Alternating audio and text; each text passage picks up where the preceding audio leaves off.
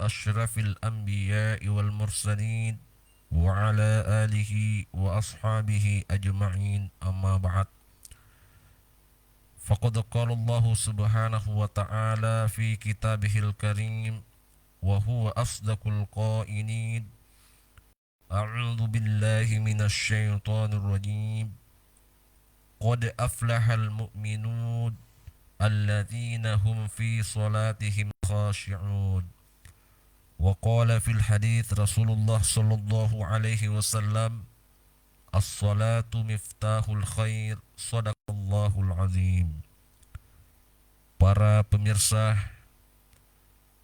pendengar Radio Peduli Kota Parepare dimanapun berada, serta hadirin hadirat kaum muslimin wal muslimat yang dimuliakan dan diberkahi oleh Allah Subhanahu wa taala. Alhamdulillah adalah merupakan satu kalimat yang mulia, ungkapan pengakuan seorang hamba atas segala nikmat yang dititipkan kepadanya. Salawat dan salam kepada junjungan baginda Nabi besar Muhammad sallallahu alaihi wasallam, Nabi yang senantiasa menjadi panutan kepada kita semua, Nabi yang diutus oleh Allah Subhanahu wa taala untuk membawa risalah kebenaran. Kelak di kemudian hari, janji Rasulullah sallallahu alaihi wasallam, "Wa man ahabbani kana ma'i fil jannah." Barang siapa yang cinta kepadaku, maka bersama-sama denganku insyaallah masuk ke dalam surga yang penuh dengan kenikmatan.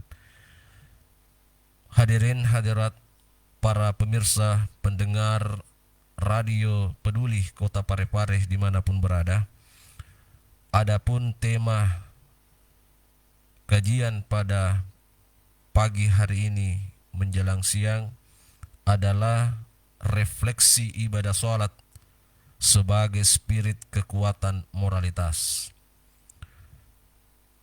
Kaum muslimin, para pendengar dimanapun berada, sholat adalah merupakan sarana komunikasi antar hamba dengan pencipta. Berdasarkan Quran Surah Az-Zariyat ayat 56 yang masyhur kita sering dengar oleh para mubalik atau mubaligat sebagai dalil referensi tentang perintah ibadah salat. Allah Subhanahu wa taala berfirman, "Wa ma khalaqatul jinna wal insa illa liya'budun." Yang artinya, tidaklah aku ciptakan dari bangsa jin dan manusia kecuali untuk menyembah kepada aku. Beberapa pendapat para ulama bahwasanya mereka memberikan sebuah pemahaman dari kata liya'budun. Liya'budun bermakna 3 aspek. Yang pertama adalah liya'rifuni, tujuan manusia diperintahkan untuk menyembah kepada Allah Subhanahu wa taala adalah untuk mengenal Allah Subhanahu wa taala. Yang kedua adalah liya'buduni, adalah merupakan perintah untuk mengabdi taat atas segala perintah Allah Subhanahu wa taala. Yang ketiga adalah liyurhamun. Menurut para ulama bahwa makna dari liyurhamun adalah kewajiban Allah sendiri untuk senantiasa memberikan rahmat kepada hamba-hamba Allah yang telah taat atas pengabdiannya dan dedikasinya untuk senantiasa melaksanakan perintah-perintah Allah Subhanahu wa taala. Sehingga sering kita mendengar istilah telah kembali ke rahmatullah bagi hamba-hamba Allah yang berpulang ke rahmatullah. Pertanyaannya kemudian adalah, apa betul semua manusia yang meninggal dirahmati oleh Allah Subhanahu wa taala? Jawabannya tidak.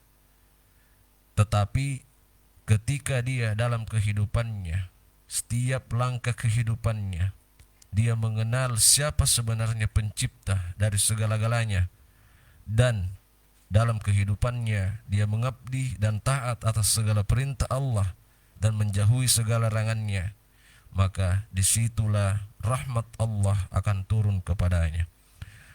Kaum muslimin, jamaah, para pendengar radio Peduli Kota Parepare dimanapun berada, sebelum saya masuk pada inti dari materi ini, saya ingin memflashback kembali sejarah Isra dan Mi'raj secara singkat yang erat kaitannya dengan Rasulullah SAW menerima kunci dari segala kebaikan, kunci surga, dan sholat juga merupakan tiang agama.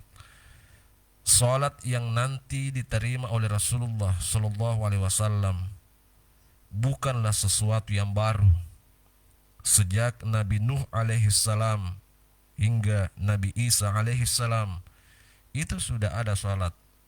Rak'atani fil ghadati wa rak'atani fil ashi, 2 rakaat di waktu pagi dan 2 rakaat di waktu sore.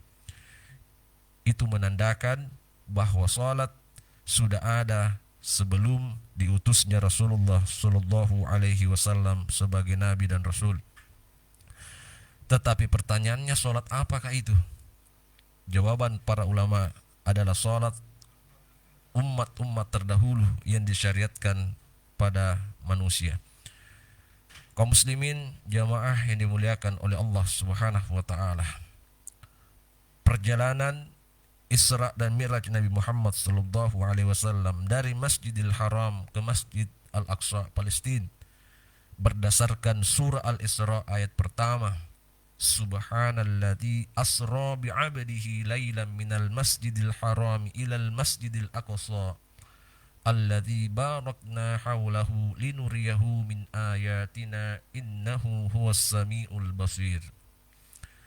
Maha suci Allah yang memperjalankan hambanya pada malam dari Masjidil Haram ke Masjid Al-Aqsa, dan Allah perlihatkan keberkahan di sekitarnya agar supaya Allah memperlihatkan tanda-tanda kekuasaan yang belum pernah disaksikan langsung oleh Rasulullah Sallallahu Alaihi Wasallam.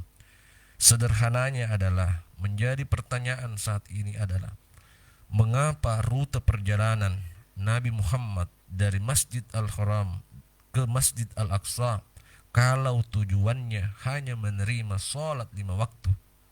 Ini kadang didiskusikan di kampus-kampus atau di tempat-tempat diskusi oleh para intelek, bahwa kenapa mesti harus rute perjalanan Rasulullah ke Palestina? Kenapa bukan langsung ke Masjid Haram? Ya, ke Masjid Haram langsung naik ke langit, ke Sidratul Muntaha. Mengapa?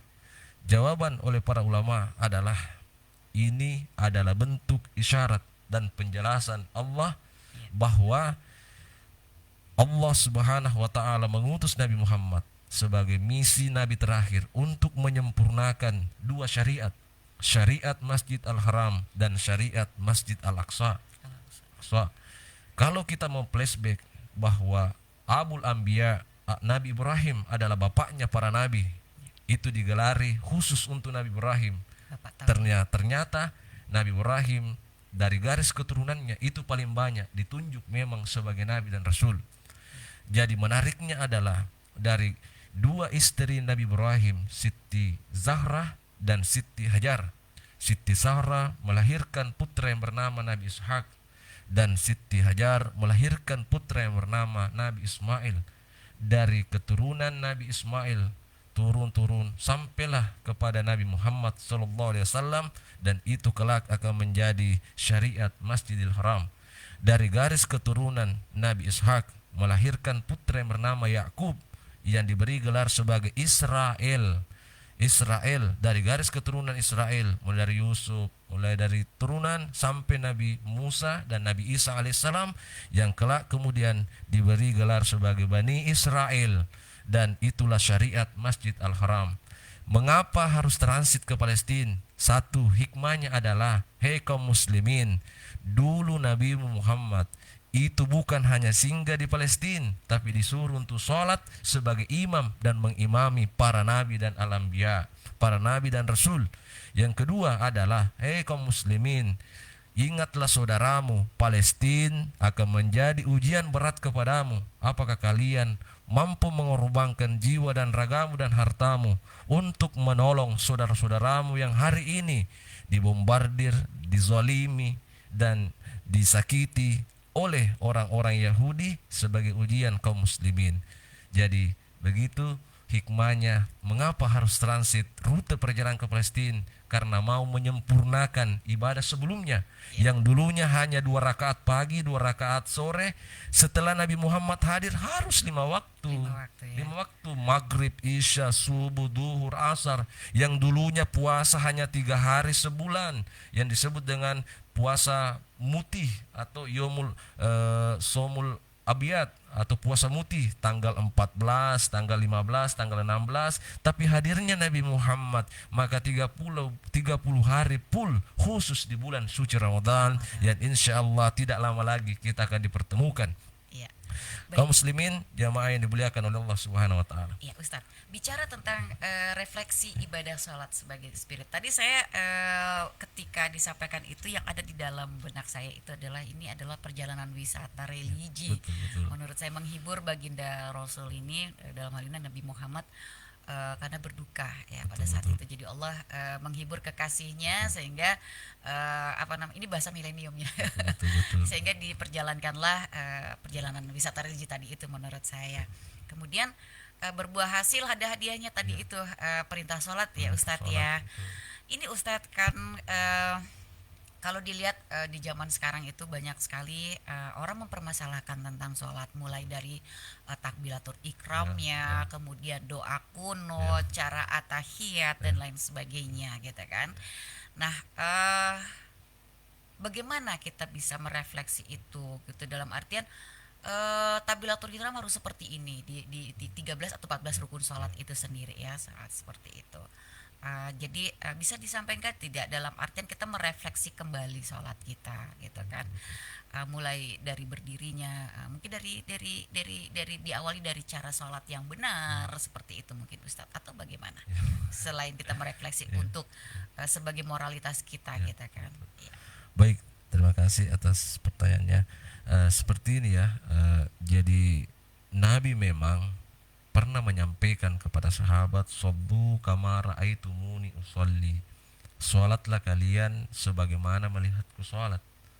Pertanyaannya sekarang, sudah banyak istilahnya kelompok-kelompok Islam ya yang muncul setelah 2 ormas Islam terbesar di Indonesia ini muncul, Muhammadiyah dan Nahdlatul Ulama ya, memahami satu konsepsi. Misalnya pada wilayah ibadah salat mereka punya pegangan ya, seperti ini ya, mulai dari takbiratul ihramnya sampai salamnya ya, itu masing-masing punya pedoman, punya manhaj, punya pondasi yang mungkin kita disitulah keberagaman yang saling menghargai pendapat. Yang salah itu adalah mentakfiri, hanya mengandalkan kelompoknya yang benar dan yang lain salah. Dan saya kira negara kita negara yang punya keberagaman yang cukup luar biasa. Itu yang pertama. Yang kedua adalah tidak ada jalan, memang ini hikmah ya, untuk meninggalkan sholat. Karena di antara seluruh syariat yang Allah perintahkan kepada hamba-hamba Allah, hanya sholat saja yang dipanggil langsung khusus naik ke langit. Yang lain itu puasa ya Nabi terima di bumi untuk disampaikan wahyunya oleh malaikat Jibril. Nah, yang menarik juga Bu, bahwa ketika dialog antar Nabi Muhammad dengan menantunya Ali bin Abi Thalib, dia mengatakan, "Ya Aliyu, tamanna Jibrilu ayyakuna min bani Adam li sab'i khisalin." Ini Nabi curhat kepada menantunya, "Wahai Ali, ya Aliyu, ya Ali, Jibril pernah mendatangiku suatu ketika, lalu menyampaikan isi hatinya, keinginannya, kehendaknya untuk menjadi umat dari Nabi Muhammad SAW. Secara logika, apa mungkin eksistensi malaikat mampu berubah menjadi manusia, itu tidak mungkin. Apa mungkin Mungkin saja kalau Tuhan berkehendak, Ustaz. ya betul. Iya. Apa mungkin manusia bisa berubah menjadi malaikat? Itu kemustahilan karena ada kodrat ya. Betul. Sementara dalam Al-Quran malaikat itu diberi gelar oleh Allah, la ya'sunallaha, makhluk yang tidak pernah berdosa, makhluk yang tidak pernah bermaksiat, wa yaf'aluna bima amarallah, dan dia melakukan apa-apa yang menjadi perintah Allah. Tapi suatu ketika dia mengatakan kepada Nabi Muhammad bahwa, wahai Muhammad, saya ingin sekali untuk menjadi hamba umat kepadamu karena 7 keistimewaan. Inilah yang disampaikan oleh Nabi, salah satunya adalah as-salawatil khamsi ma'al imam, salat 5 waktu berjamaah bersama imam. Nah, kalau kita mau merefleksi sebenarnya apa kandungan salat, kan ada istilah begini, Bu, bahwa 2 istilah ini di masyarakat. Pas sempajak meto tahu pas sempajak bawam nih. Kenapa 2 istilah ini? Karena masyarakat menilai bukan hanya di waktu sholatnya, bukan hanya rajinnya berjamaah, tapi pembuktian di luar dari masjid, apakah sesuai dengan gerakan sholat, apakah sesuai dengan apa yang dilihat, dengan apa yang disaksikan di tengah-tengah masyarakat. Nah, nanti akan di season terakhir saya akan kupas hikmah secara singkat, apa sebenarnya hikmah yang ini. Nah, yang menarik saya ingin sampaikan sebenarnya adalah, Baik, Ustadz. Kita menerima teman telepon dulu, Ustadz ya. ya, Baik. Halo, Assalamualaikum. Apa kabar Pare-Pare? Waalaikumsalam. Alhamdulillahirabbil alamin. Apa kabar? Iya, Pak Standa 5, apa kabar? Kabar baik. Alhamdulillah. Iya, ada Ustadz ini, Pak Standa 5. Siapa? Ustadz Dr. Muhammad Fadli MPDI. Beliau adalah dosen pasca sarjana Unpar, dan tema kita ada refleksi ibadah sholat sebagai spirit kekuatan moralitas. Silakan Pak Standa 5. Oke, alhamdulillah. Assalamualaikum Pak Ustaz. Waalaikumsalam warahmatullahi wabarakatuh. Saya panggil Bapak Ustaz Fadil saja karena kami ini mempersingkat waktu lah seperti itu. Karena panjang ini kita dengar ini. Alhamdulillah Pak Ustaz. Alhamdulillah. Pada kesempatan ini tentu kami apresiasi Pak Ustaz di tengah kesibukan bisa hadir di radio kita ini dengan tujuan untuk syiar Islam kita tetap jalan di penghulunya hari ini, hari Jumat Pak Ustaz ya. Ya, Tentu dengan tema refleksi ibadah salat di dalam hal pembentukan moral sosial kita ini Pak Ustaz. Tentu kalau kita menelaah tadi dari pemaparan kita sejarah dan membuktikan bahwa memang seperti itulah bukti-bukti nyata yang kita yakini ya, yang kita pahami setelah seperti riwayat-riwayat yang kita sampaikan tadi. Namun di tengah masyarakat kita ini, khusus di Pare-Pare, kita dihadapkan dengan dilema dan fenomena hidup yang kita lihat, termasuk pembuktian salat tadi di tengah-tengah masyarakat. Begini Pak Ustaz, pertanyaannya. Salatnya bagus. Ya, sedekahnya bagus, bahkan bergaul organisasinya, ada namanya arisan mama, ada juga majelis tahlim, masuk di semua, bahkan juga ada arisan lansia, masuk juga. Tapi Pak Ustaz, Masya Allah, di lewat udara ini kami sampaikan, dia saling mencaci maki orang tuanya Pak Ustaz. Ini pertanyaannya, bagaimana orang-orang seperti ini sebenarnya, bahwa kita mau melihat pembukti yang di tengah-tengah masyarakat, kalau dia salatnya bagus, hubungannya dengan refleksi tadi ibadah salat di dalam membentuk sosial moral kita seperti itu Pak Ustaz. Itu maksud saya ini. Baik. Terus pertanyaan kedua Pak Ustaz, kita dihadapkan juga dengan amanah masyarakat, amanah umat. Bagaimana pemimpin kita ini di dalam hal penyelenggaraan negara. Kita sekarang ini kalau di Rusia itu kerennya lagi perang ya. Kalau di Pare-Pare ini emak-emak perang dengan minyak goreng. Ya, mahasiswa Unpar juga turun jalan, Pak.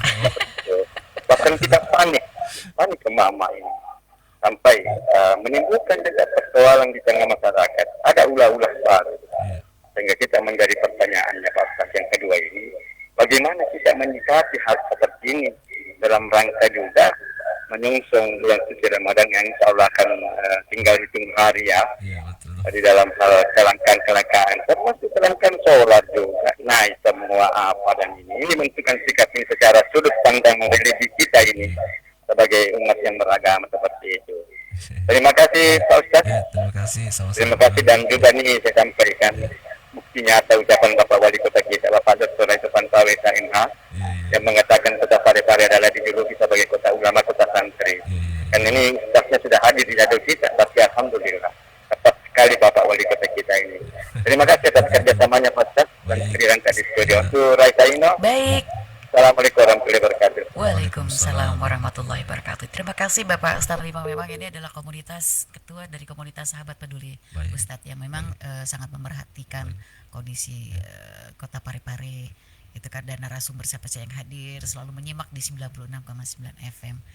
Padahal kalau dilihat-lihat ini Ustadz ya, namanya Muhammadiyah dan Nahdlatul Ulama itu adalah organisasi, tetapi menjadi sebuah aliran. Saya jadi heran Ustadz ya. Itu bukan aliran, itu adalah organisasi seperti itu. Tapi kalau terjadi di lapangan itu ternyata arahnya kok menjadi sebuah aliran gitu ya, begitu. Baik Ustadz, tadi pertanyaan dari Bapak Standa 5 ada dua, adalah bagaimana sih ketika sholatnya sudah bagus, kemudian semua ibadahnya bagus semua gitu kan, tetapi adab sopan santunnya ini kok masih seperti itu gitu kan ya, mencaci orang tua. Kalau saya menganggapnya orang tua itu adalah global, orang yang lebih tua dari kita harus saling menghormati. Kemudian yang kedua adalah bagaimana kita menyikapi kondisi negara saat ini. Contoh kecil tadi itu menyikapi minyak goreng, kemudian nanti bulan Ramadan ini semua harga-harga akan naik seperti itu, kondisi di pandemi seperti itu, Masya Allah. Jadi itu dua pertanyaannya Ustadz. Silakan Ustadz. Baik, terima kasih atas penanya yang luar biasa ya. Ada dua pertanyaan yang cukup luar biasa. Yang pertama dulu saya ingin mengutip satu ayat di dalam Al-Quran. Di dalam Al-Quran surah Al-Baqarah ayat 238. Hafizu ala salawati was salatil usta wa qumu lillahi qanitin. Di situ kalau kita buka terjemahannya, jagalah salatmu ya, peliharalah salatmu dan salat pertengahan. Di situ salat usta, seandainya Nabi tidak pernah menyampaikan bahwa ini maksud adalah salat asar, maka tentu berbagai pandangan ulama ya, mungkin sholat subuh adalah sholat pertengahan ya.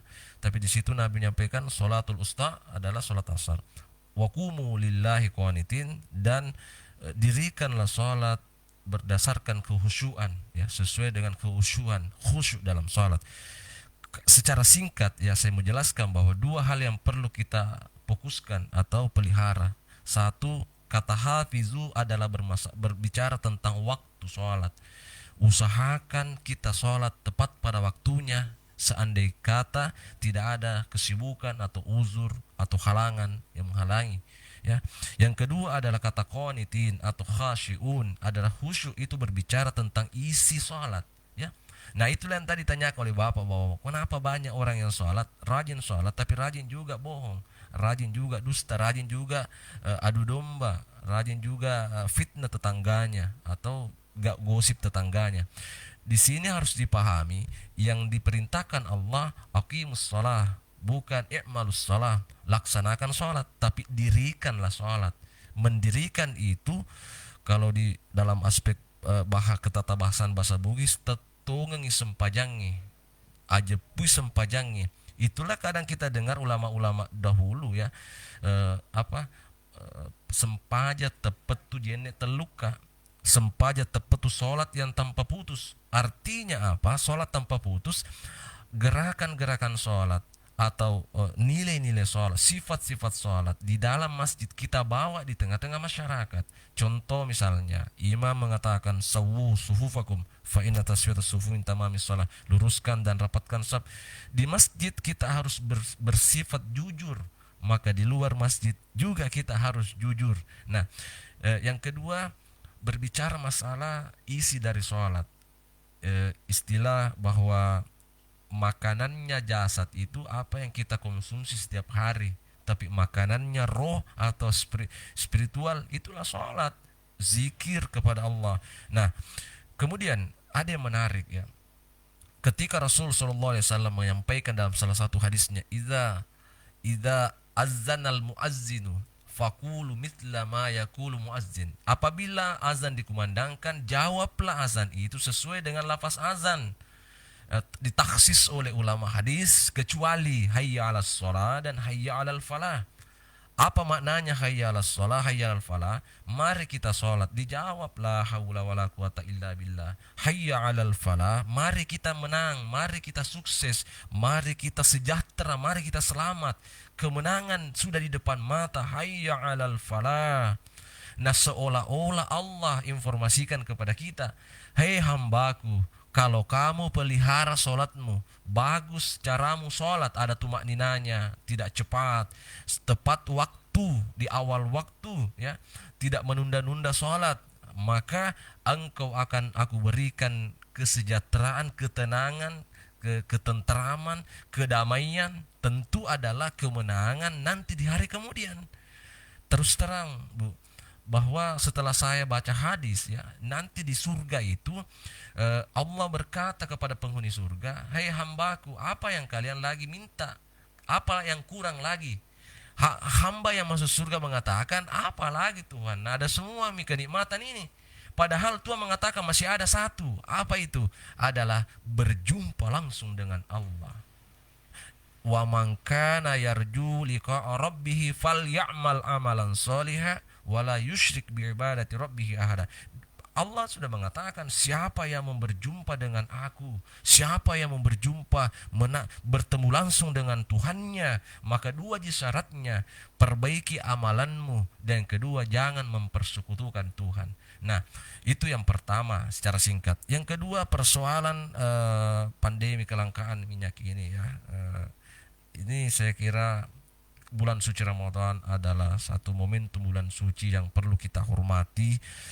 Yang menarik sebenarnya di sini adalah kita tarik apa sih sebenarnya makna-makna puasa, yang ditarik secara kontekstual, merefleksi diri sebenarnya. Yang pertama, ada dua hal yang saya ingin ceritakan, ya. Yang pertama adalah ini sebagai pembakaran, ya, yang selama ini 11 bulan ini banyak racun-racun atau ada bakteri-bakteri, baik bakteri vaksin-vaksin yang toksin-toksin yang ada dalam tubuh kita itu dibersihkan dalam sebulan, ya. Yang kedua adalah bermakna adalah satu madrasah diri, madrasah keimanan, yang contoh misalnya sifatnya puasa itu adalah tidak mementingkan diri sendiri. Betul. Tidak egois dalam kehidupan ini, karena tidak sedikit orang, ya, di luar bulan Ramadan mungkin dia lupa diri, keangkuhan, kesombongan, sehingga momentum dan ada kondisi negara kita yang mungkin kelangkaan tadi yang disampaikan penanya adalah minyak, itu adalah bentuk ujian kesabaran kita juga di bulan Ramadan. Di situ ada makna jangan mementingkan diri sendiri. Saya kira seperti itu. Luar biasa, Masya Allah. Ya Ustadz, ini terima kasih ya. Semoga jawaban dari Ustadz ini bisa menjawab, maksudnya terjawabkan, ya, apa yang di pertanyaan yang tadi oleh Bapak Stande 5. Baik, salam buat yang ada di Pasar Rakasi, ya, yang di sana, dan juga seluruh sahabat peduli yang mendengarkan saat ini 96,9 FM. Ustadz, kalau tadi kan kita dikatakan bahwa makanan dari jasmani itu ada, ya, makanan rohani pun ada. Jadi kalau menurut saya itu makanan jasmani itu adalah rukun Islam. Kemudian untuk makanan rohani itu adalah rukun iman. Nah, ini juga Ustadz, ada yang mengatakan bahwa ada satu ayat atau hadis yang mengatakan bahwa celakalah bagi orang-orang yang sholat, gitu kan, yang dimana sholatnya itu dia tidak khusyuk. Nah, kalau dikatakan khusyuk Ustadz, ya, khusyuk itu seperti apa? Apakah dia tuli, buta, tidak mendengar, gitu kan? Pada kenyataannya kan gina Rasul ketika mendengar anak kecil menangis, dipercepat seperti itu. Lalu kemudian juga Allah itu memanggil hanya orang-orang yang beriman. Dan iblis dan kroni-kroninya mereka sangat takut dengan orang yang beriman. Nah, mestinya buah dari sholat ini adalah keimanan tadi, mengacu kepada barang siapa yang merindukan perjumpaan denganku, maka hendaklah dia berbuat amal baik, ya, dan tidak menyekutukan aku dengan apapun. Berarti Allah itu ditemui di dunia, ya Ustadz? Atau seperti apa itu Ustadz? Ya, terima kasih atas pertanyaannya. Seperti ini, ya, mengenai masalah janji Allah Subhanahu wa taala, karena di situ kan sebenarnya doa azan itu diakhiri dengan innaka la tukhliful mi'ad. Sesungguhnya Tuhan itu tidak pernah menyalahi janjinya. Jadi masalah khusyuk ya dalam Al-Qur'an surah tadi yang saya sampaikan bahwa surah Al-Mu'minun, qad aflahal mu'minun, sungguh beruntunglah orang-orang beriman. Sungguh menanglah orang-orang beriman. Karena yang dapat memakmurkan masjid juga ya, sekarang kan istilahnya masjid bermunculan banyak, Banyak musala Ustaz, banyak, tetapi jamaahnya bisa dihitung. dihitung. Sekarang aja azan pakai suara musik rekaman. Subhanallah. Kalau zaman-zaman dulu kan anak-anak kecil gitu kan, generasi-generasi yang ajan sekarang sudah tergantikan oleh USB flash disk. Flash disk. Jadi sampai-sampai saya pernah menyampaikan bahwa kalau berdasarkan hadis bahwa kalau mau lihat orang beriman dan bertakwa, lihat kalau subuh, lihat kalau isya, karena orang munafik itu adalah sering meninggalkan sholat subuh dan sholat isya. Tapi kalau mau lihat orang Islam, lihat kalau lebaran, Iya betul. Idul Fitri, Idul Adha, itu orang Islam banyak. Iya. Tapi kalau orang beriman, makanya kenapa orang beriman dipanggil oleh Allah? Qad aflahal mu'minun, sungguh beruntunglah orang-orang beriman, alladzina hum fi sholatihim khasyi'un, orang-orang yang khusyuk dalam salatnya. Khusyuk di sini bermakna lahiriah dan batiniah. Ya, itulah yang saya sampaikan bahwa secara lahiriahnya itu kata mengingat Allah ya, beda kalau istilah apa namanya, ada sesuatu yang kita buat dalam buah pemikiran kita sehingga mempersamakan sesuatu kepada Tuhan, bahwa Tuhan seperti ini, tidak seperti itu. Iya. Ya, itu bedanya ya. Kita tidak boleh mewujudkan Tuhan, ya. betul. Tapi kalau Tuhan yang ingin berwujud Ya, ya terserah betul. gitu ya. Makanya ada penyampaian oleh Rabi'atul Adawi mengatakan anta budallah ka'annaka tarahu fa illam takun tarahu fa innahu yaraka. Sembahlah Allah seolah-olah engkau melihatnya, Ya. seolah-olah. Seakan-akan. Ya, tetapi kalau kamu tidak mampu menyaksikannya, maka yakinilah dia menyaksikan kamu menyembah Itu yang kepadanya. disebut dengan jepu istilah. Ya, jepui, ya, papi jepu kan. Nah, kemudian selanjutnya Ya. tadi pertanyaan yang kedua ya, Ya. setelah ini jadi sebenarnya liko ya, berjumpa dengan Allah. Tadi dalam ayat lain juga dikatakan ujuhu yauma idzin nadhirah ila rabbiha nadhirah. Di situ perbedaan antara kata ra'a dengan nadharah atau yanzuru. Kalau ra'a itu melihat hanya sekilas ya, tapi kalau memperhatikan dengan fokus itulah nadharah. Makanya dalam Al-Quran tadi ujuhu yauma idzin nadhirah ila rabbiha nadhirah. Wajah-wajah yang beruntung itu, wajah-wajah yang berseri itu akan fokus menatap Tuhannya. Dengan perjumpaan itulah kenikmatan yang luar biasa. Karena tadi Tuhan bertanya, apalah yang kalian minta sebenarnya? Nah, ternyata manusia sudah tidak sadar kalau tinggal satu permintaannya belum terwujud. Apa itu? Berjumpa liqa dengan Allah di yaumul akhirat. Nah, ketika tirai dibuka seperti tirai ya, semua takjub dan tanpa kata. Semua takjub, heran dengan sesuatu yang selalu kita sebut siang malam, yang selalu kita ingat siang malam, kita mintai pertolongan. Iyyaka na'budu wa iyyaka nasta'in, kepadamu lah kami menyembah dan kepadamu lah kami memohon pertolongan. Nah, disinilah janjinya Tuhan. Hai kaum muslimin, kalau kamu perbaiki sholatmu, karena itu adalah amalan pertama diperiksa. Awwalu ma yuhasabu li'abdi yaumal qiyamati shalah.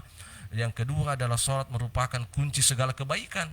Bagaimana rezekimu lancar kalau sholatnya saja tidak bagus, bolong-bolong atau dan sebagainya. Inilah. Nah, ternyata yang kedua, Bu, bahwa ternyata di dalam surah Al-Fatwa 29 di situ ada ayat yang menjelaskan bahwa simahum fi ujuhihim min atharis sujud. Di dalam wajahnya ada tanda-tanda bekas sujud. Di dalam wajah orang beriman itu, orang bertakwa itu, berdasarkan ayat Quran surah Al-Fatwa 29, di dalam wajah ada tanda-tanda sujud, bekas sujud. ada kelompok Islam yang memahami yang hitam jidatnya itu adalah bekas sujud. Bagi saya itu terlalu sederhana kita pahami ayat Al-Qur'an. Iya, kita harus memahami secara kolektif, bukan hanya secara parsial, secara sempit, tetapi bagaimana, contoh misalnya bagaimana orang yang saya misalnya ya yang tidak hitam jidat saya, saya bukan orang beriman, bukan tidak sholat saya tidak menjadi tanda tanya kan. Ternyata dalam ilmu mantik, dalam ilmu balaga di pesantren dulu dipelajari bahwa ada istilah menyebutkan yang sebagian tetapi bermakna umum. Betul. Ya, wajah itu berdasarkan ayat itu adalah fisik, satu badan. Kemudian min atharis sujud, bekas sujud itu adalah bekas sholat. Artinya apa? Apakah kamu ketika sholat, setelah sholat, apakah ada bekasnya di kehidupan masyarakat? Mestinya seperti itu. Seperti itu. Mestinya Inna seperti itu. sholata tanha 'anil fahsya'i wal Wal munkar. munkar. Sesungguhnya sholat dapat mencegah perbuatan keji dan mungkar. Tapi nyatanya dan realitanya, faktanya, banyak di antara kita rajin sholat, tetapi rajin juga seperti itu berbuat zalim, berbuat negatif. Keji dan mungkar. Soalnya banyak yang tidak tahu perbedaan keji dan mungkar, Ustaz. Jadi begitu. begitu. Enggak, kalau al-fahsya itu dia lebih pada perzinahan, dia lebih pada kan keji itu sebenarnya termasuk adalah orang-orang yang pelakor Ya.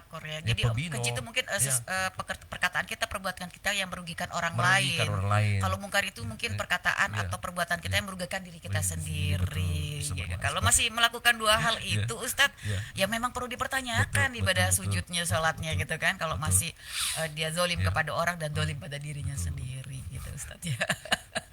Ya Ustadz, ini keterbatasan waktu nih Ustadz ya. Kita dengarkan dulu, kita break dulu sejenak, nanti kita kembali dan saya minta closing statementnya Ustadz ya. Terima kasih Ustadz.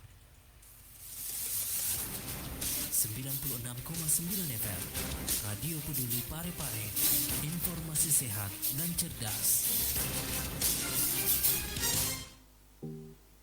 Masyarakat Kota Parepare, ada kabar gembira. Sekarang vaksinasi COVID-19 untuk anak usia 6 hingga 11 tahun sudah dimulai. Badan Pengawasan Obat dan Makanan telah mengeluarkan izin penggunaan vaksin COVID-19 untuk anak usia 6 hingga 11 tahun. Kenapa anak kita perlu divaksin? Pertama, anak-anak merupakan kelompok rentan terjangkit COVID-19 namun tidak bergejala sehingga sangat rentan menularkan ke keluarganya. Yang kedua, mencegah sakit berat dan kematian pada anak yang berinteraksi dengan banyak orang termasuk teman sekolahnya. Ketiga, mencegah penularan pada anggota keluarga dan saudaranya yang belum dapat divaksinasi atau mempunyai risiko tinggi terinfeksi. Keempat, mendukung pelaksanaan pembelajaran tatap muka dan meminimalisir penularan di sekolah. Kelima, mempercepat tercapainya kekebalan kelompok. Dan yang keenam, di Indonesia dan Kota Parepare, efek samping setelah vaksin atau disebut kejadian ikutan pasca imunisasi belum ada, masih sebatas pada gejala ringan. Untuk syarat vaksinasi anak, yang pertama, kelompok anak sehat, rekomendasi Ikatan Dokter Anak Indonesia atau IDAI bahwa vaksinasi aman untuk anak. Yang kedua, jarak pemberian vaksin bulan imunisasi anak sekolah atau BIAS dan vaksin COVID-19 lebih dari 2 minggu. Ketiga, kondisi tubuh sedang fit sehingga memungkinkan bagi sistem imun membentuk antibodi yang cukup. Dan yang keempat, jangan lupa untuk sarapan sebelum divaksin. Ayo, ayah dan bunda atau walinya bisa langsung menemani anak tercinta untuk mendapatkan vaksin COVID-19. Tidak perlu jauh-jauh, ayah dan bunda atau walinya bisa mendampingi anak untuk mendapatkan vaksinasi di puskesmas, rumah sakit, dan fasilitas pelayanan kesehatan terdekat lainnya. Jangan lupa membawa kartu keluarga yang di dalamnya ada nama dan nik anak Anda, atau cukup membawa identitas anak. Cantumkan nomor handphone yang dapat menerima SMS, atau download aplikasi Peduli Lindungi di HP Anda agar dapat mengakses sertifikat vaksin. Segera ajak putra dan putri kita untuk vaksinasi dan ciptakan keluarga yang bebas dari COVID-19.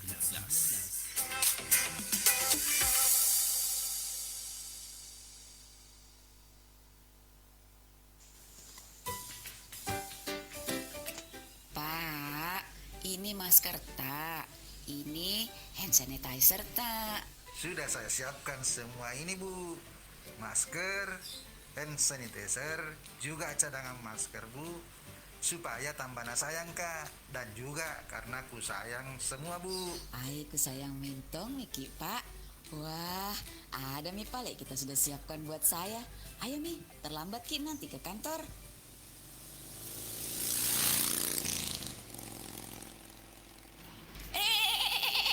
Pak, pelan-pelan, jangan Ki kebut-kebut.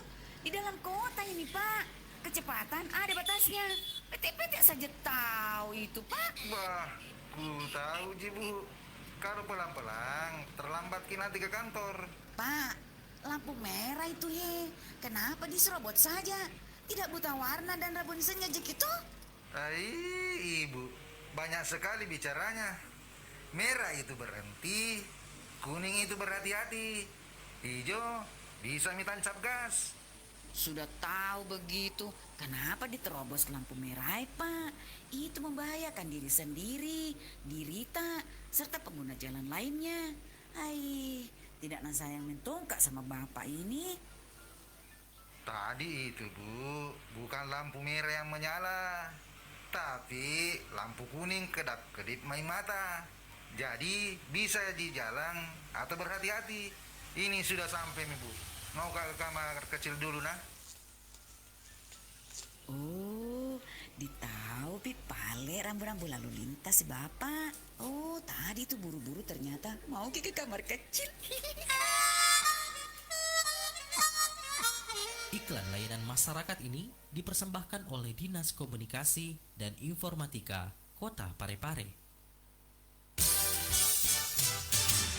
Media berperan penting dalam memberikan informasi, mengangkat headline news dari berbagai media lokal dan nasional, menyuguhkan informasi berimbang, menghimpun komentar dari masyarakat untuk mencari solusi tanpa distorsi. Apa kabar Parepare hadir setiap hari Senin hingga Sabtu dari pukul 8.30 hingga pukul 11 waktu Indonesia Tengah. Hanya di Radio Peduli Parepare.